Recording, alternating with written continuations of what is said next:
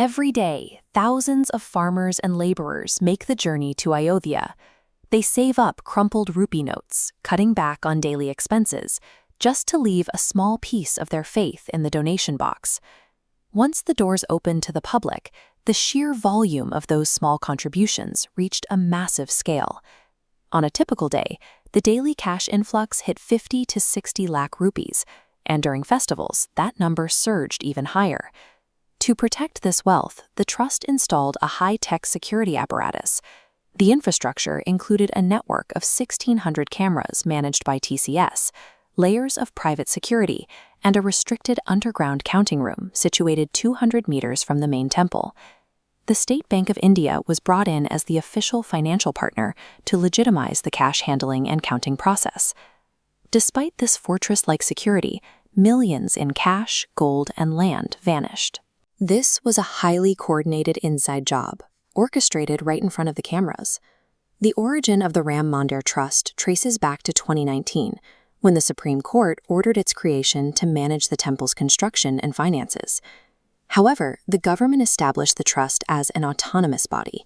This specific legal design explicitly exempts it from the Right to Information Act, a level of secrecy not found in other major Indian temples. This lack of oversight created a financial black box.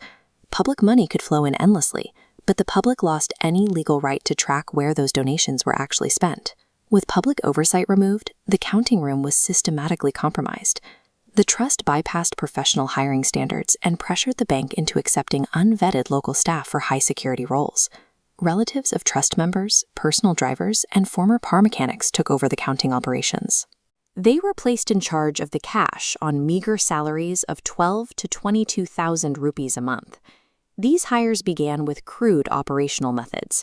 Because they already knew the camera blind spots, a few would stand in front of the lenses while others pocketed bundles of 500 rupee notes. They hid the cash in the bathroom during the day, splitting it after their shifts ended. This nepotistic infiltration neutralized the entire security network. Cameras and vaults are useless when the people hired to monitor them are the ones coordinating the theft. When banking officials grew suspicious of the missing cash, they tried to enforce stricter rules, like requiring staff to wear pocketless clothing. This forced the syndicate to develop a more sophisticated exploit.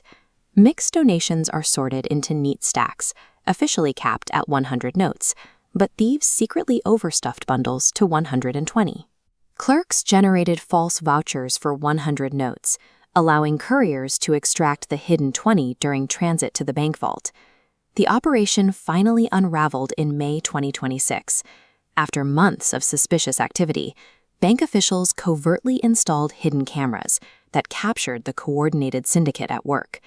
This mathematical exploit allowed the syndicate to bypass institutional audits. It ensured that even under scrutiny, the cash on hand always appeared to match the falsified records. SIT investigators raiding the homes of these low-wage clerks found evidence of sudden, massive wealth. Former car mechanics were found with luxury cars, 50 crore properties, and multi-room hotel developments. As the investigation intensified, a massive cover-up began. Despite a mandate to secure 180 days of footage, investigators discovered that nearly 8 months of CCTV data had been intentionally deleted. The legal response faced a deep conflict of interest. The SIT report was submitted to the Additional Chief Secretary, a man who sits on the board of the very trust under investigation. Evidence shows the corruption extended well beyond the cash counting room. Investigators uncovered land deals where property was bought for 2 crores and flipped to the trust for 18.5 crores just 10 minutes later. Simultaneously, 200 kilograms of donated silver bricks vanished from the records, with no receipts ever issued to the donors. The destruction of digital evidence and the compromised nature of the investigation prove the rot reached far above the counting room floor. The corruption was a leadership failure. The scandal was eventually forced into the public eye by opposition leaders who pushed the evidence into the national news. The consequences, however, have been uneven. The 12,000 rupee a month drivers and clerks are in jail as scapegoats, while the powerful architects who designed this opaque system and ignored audit warnings remain untouched. As construction continues on this massive site, the scale of what is at stake becomes clear. When a system built on public funds is legally shielded from public transparency, corruption is a guarantee. True accountability requires independent audits and real-time public oversight.